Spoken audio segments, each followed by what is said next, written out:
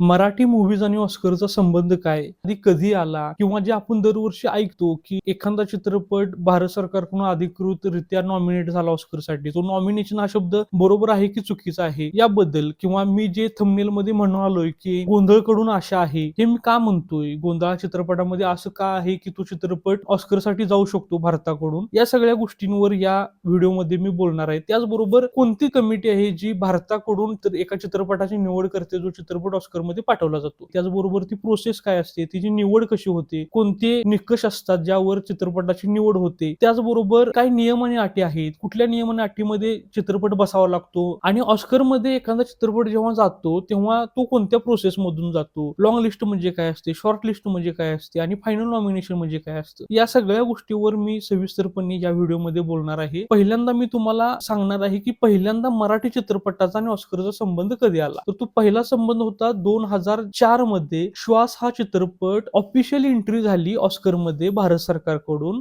Nomination हा शब्द चुकीचा आहे, योग्य शब्द आहे ऑफिशियल एंट्री. त्यानंतर 2009 मध्ये हरिश्चंद्राची फॅक्टरी या चित्रपटाची ऑफिशियल एंट्री झाली भारताकडून. त्यानंतर 2015 मध्ये कोर्ट या मराठी चित्रपटाची ऑफिशियल एंट्री झाली ऑस्करसाठी. सिलेक्ट केला जातो एखादा भारतीय चित्रपट ऑस्करला पाठवण्यासाठी, तर ते सिलेक्ट करणारी कमिटी म्हणजे FFI, film federation of India. आता ही फिल्म फेडरेशन ऑफ इंडिया एक ठराविक कालावधी ठरवते. त्या ठराविक कालावधीमध्ये जे रिलीज झालेले चित्रपट असतात, थिएट्रिकल रिलीज झालेले चित्रपट, OTT नाही, फक्त OTT वर चित्रपट जे रिलीज होतात ते ऑस्करसाठी ऑफिशियल एंट्री त्याची होऊ शकत नाही. त्याच्यासाठी थिएट्रिकल रिलीज व्हावा लागतो त्या चित्रपटाचा. तर त्या चित्रपटाचे अर्ज मागवून घेतले जातात आणि त्यानंतर एक प्रोसेस असते चित्रपट सिलेक्ट करण्याची. तर ते चित्रपट सिलेक्ट करत असताना त्या चित्रपटाची कथा, स्क्रीन प्ले, डिरेक्शन, अभिनय, तांत्रिक गुणवत्ता म्हणजे सिनेमॅटोग्राफी, लाइटिंग डिपार्टमेंट, या सगळे टेक्निकल गोष्टी पाहिल्या जातात आणि त्यानंतर अतिशय महत्वाचं एक गोष्ट पाहिली जाते, ती म्हणजे हा चित्रपट आंतरराष्ट्रीय प्रेक्षकांना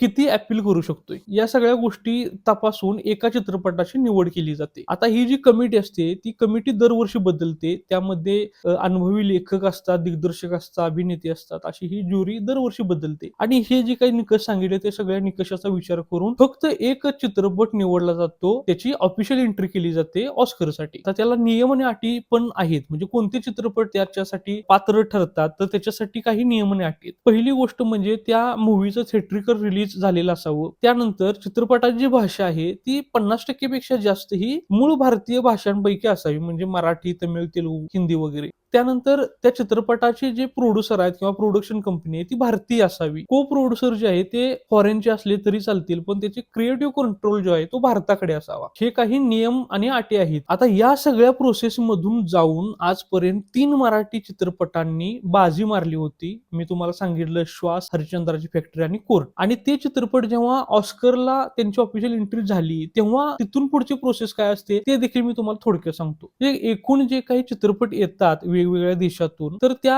आलेल्या सगळ्या चित्रपटांचं मूल्यमापन करून एक लॉंग लिस्ट तयार केली जाते, ज्यामध्ये 80 ते 90 चित्रपट सिलेक्ट होतात आणि त्या 80 ते 90 चित्रपटांचं परत एकदा मूल्यमापन करून एका ज्युरीकडून त्यांची एक शॉर्ट लिस्ट तयार केली जाते. त्या शॉर्ट लिस्ट मध्ये फक्त 15 चित्रपट असतात आणि मग त्यानंतर फायनल नॉमिनेशन असतं. त्या फायनल नॉमिनेशन मध्ये फक्त 5 चित्रपट सिलेक्ट केले जातात. तर ही अशी ऑस्करची प्रोसेस असते. श्वास हा चित्रपट ऑफिशियली एंट्री होता भारताकडून ऑस्करसाठी. त्यानंतर हरिश्चंद्राची फॅक्टरी आणि कोर्ट. परंतु यातला कोणताही चित्रपट फायनल नॉमिनेशन मध्ये नव्हता. ना तो चित्रपट शॉर्ट लिस्ट मध्ये होता, ना तो चित्रपट लॉंग लिस्ट मध्ये होता. म्हणजे जे 80 ते 90 चित्रपट सिलेक्ट केले जातात त्यामध्ये सुद्धा या तिन्ही चित्रपटांपैकी कोणताही चित्रपट नव्हता. आपण याआधी ऐकत आलोय की श्वास हा चित्रपट ऑस्करसाठी नॉमिनेट झाला, पण ऍक्च्युअली ते चुकीचं आहे. ऑफिशियल एंट्री झाली होती श्वास या चित्रपटाची. आता ही लॉंग लिस्ट, शॉर्ट लिस्ट आणि फायनल नॉमिनेशन जे आहे हे असं असायचं की 2010 पर्यंत फक्त फायनल नॉमिनेशन जे आहे ते फक्त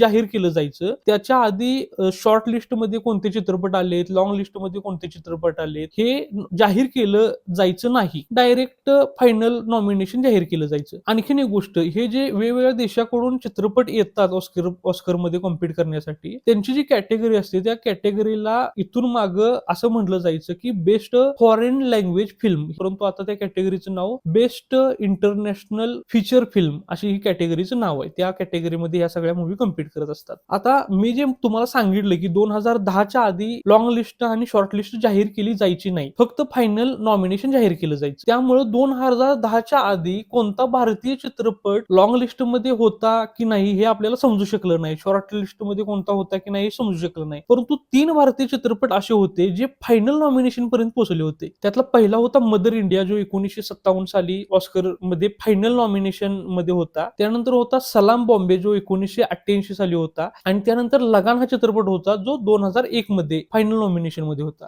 तर आता आपण गोंधळ या मूवी कडून माझ्या का अपेक्षा आहेत याबद्दल बोलू. पहिली महत्वाची गोष्ट म्हणजे गोंधळ ही मूवी इफ्फी मध्ये सिलेक्ट झाली मेन कॉम्पिटिशन मध्ये. आता इफ्फीचं थोडं स्ट्रक्चर तुम्हाला थोडक्यात समजावून सांगतो. इफ्फी म्हणजे international film festival of India. त्यामध्ये जगभरातल्या उत्कृष्ट मूवीज कम्पीट करतात. त्यामध्ये 15 अशा मूवी असतात ज्या मेन कॉम्पिटिशन मध्ये कम्पीट करतात. वेगवेगळ्या कॅटेगरी असतात आणि त्यातली जी प्रमुख कॅटेगरी असते मेन कॉम्पिटिशन, त्यामध्ये 15 जागतिक मूवी कम्पीट करतात आणि त्यामध्ये फक्त 3 इंडियन मूवीना सिलेक्ट केलं जातं. त्या 3 इंडियन मूवींपैकी एक मूवी होती गोंधळ ही मूवी. आता हीच गोष्ट महाराष्ट्रासाठी एक मोठी गोष्ट होती. त्यानंतर दुसरी गोष्ट अशी की मूवीचे जे डिरेक्टर आहेत ते डेब्यू डिरेक्टर आहेत. त्यांनी पहिल्यांदाच एक मूवी बनवलेली आणि त्यासाठी 2 वेगवेगळ्या कॅटेगरी ऑलरेडी होत्या. जसं की भारतीय डेब्यू डिरेक्टर साठी एक वेगळी कॅटेगरी होती, तिथं सुद्धा ती मूवी कम्पीट करू शकत होती. त्यानंतर इंटरनॅशनल डेब्यू डिरेक्टर साठी एक कॅटेगरी असते, तिथं देखील ती मूवी कम्पीट करू शकत होती. परंतु या मूवीला त्या मूवीचा दर्जा बघून मेन कॉम्पिटिशन मध्ये कम्पीट करण्यासाठी सिलेक्ट केलं गेलं. हीच खूप मोठी अचिव्हमेंट होती, ज्यामध्ये अनेक वर्ष डिरेक्शनचा अनुभव असणारे उत्कृष्ट डिरेक्टर कम्पीट करत होते जगभरातले. आता त्याच्या पुढे जाऊन गोंधळ या मूवीने इतिहास बनवला, तो म्हणजे महाराष्ट्राला आजपर्यंत कधीच न मिळालेला बेस्ट डिरेक्टर हा अवॉर्ड गोंधळ या मूवीसाठी संतोष डावकर यांना मिळाला. आणि 56 वर्षामध्ये जे घडलं नव्हतं ती गोष्ट घडली. संतोष डावकर हे इफ्फी मध्ये बेस्ट डिरेक्टर अवॉर्ड मिळवणारे पहिले मराठी दिग्दर्शक बनले. आता या सगळ्या गोष्टीवरून, आणि मला जितकी फिल्म समजते, मी खूप जास्त एक्सपर्ट नाही या गोष्टीमधला, परंतु गोंधळ ही मूवी ज्या दर्जाची बनले, तो दर्जा, त्याची स्टोरी, त्याचा स्क्रीन प्ले, ते प्रत्येक कॅरेक्टर ज्या पद्धतीने डेव्हलप केलेत, आणि टेक्निकली ही मूवी इतकी स्ट्रॉंग आहे की हे जे निकष तुम्हाला व्हिडिओच्या सुरुवातीला मी सांगितले, ज्या निकषावर जर ती मूवी खरी उतरली तर त्याचं FFI द्वारे सिलेक्शन केलं जातं आणि ते ऑफिशियल एंट्री म्हणून ऑस्कर साठी पाठवलं जातं. तर या निकषावर मला असं वाटतं की गोंधळ ही मूवी बसते. आणि मला आशा आहे की जर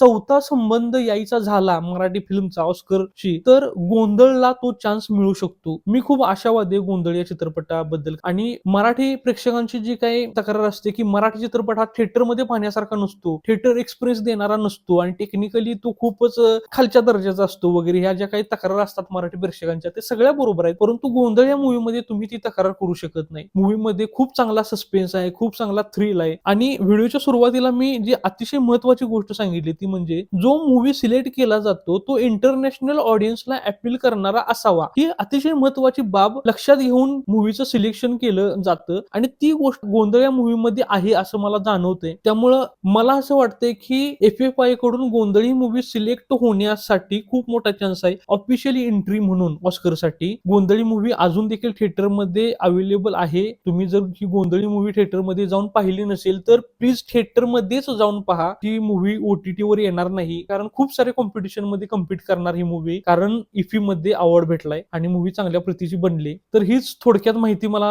तुमच्यापर्यंत पोहोचवायची होती. जर तुम्ही हा व्हिडिओ इथपर्यंत पाहिला असेल तर माझं काम थोडंफार तुम्हाला आवडलं असेल, आणि जर आवडलं असेल तर आपल्या ह्या व्हिडिओला तुम्ही लाईक करा, आपल्या चॅनेलला सबस्क्राईब करा. आपण पुन्हा एकदा एका नवीन मूवीवर चर्चा करण्यासाठी किंवा मूवीज बद्दल काही गोष्टींवर चर्चा करण्यासाठी नक्कीच भेटू. तोपर्यंत मी सुदर्शन जाधव तुमची रजा घेतो. धन्यवाद.